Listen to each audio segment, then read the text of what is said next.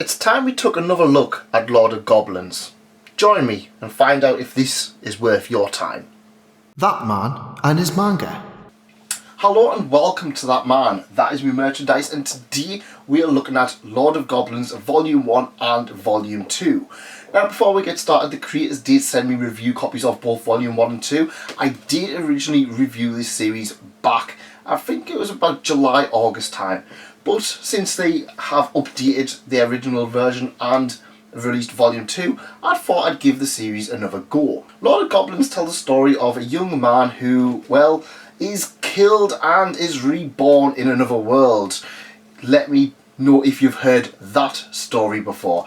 And you can see with this there is a lot of tropes and inspiration coming from plenty of other series, including titles such as That Time I Got Reincarnated as a Slime, Overlord, and So I'm a Spider, So What? And this is one of the things that I kind of felt interesting about this one. The main character is reborn as essentially a goblin, the lowest of the low.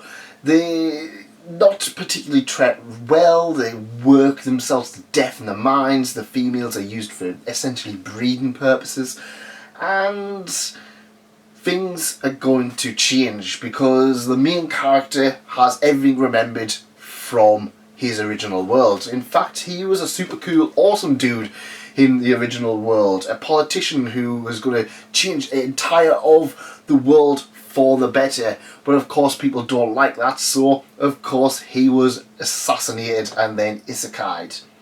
Now this is one of the things that I didn't really like too much in the original read of Volume 1, is that the main character felt a little bit too perfect. This is amended a little bit in Volume 2.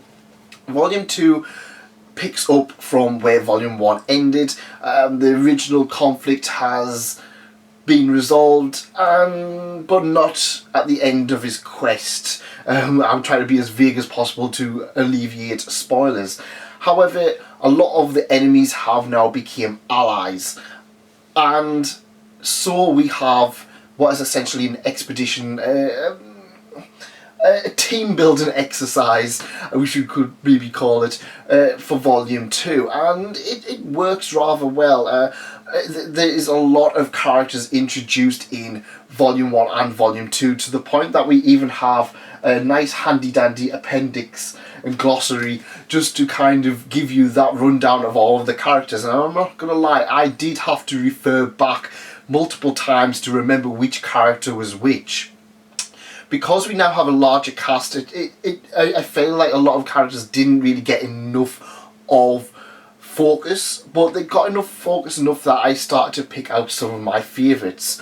And yeah, it's an interesting premise, because it's one of those ones where it's normally you have a main character and it focuses on the main character, then slowly starts introducing more characters. With Lord of Goblins, it feels like a lot of characters was introduced, and then at first I felt quite overwhelmed. However, as the volume went on, it did kind of expand on these characters enough that I wasn't... I was getting to learn them as we, the readers, and everybody else got to learn of them, and I kind of liked that aspect. I liked that it didn't go on too much.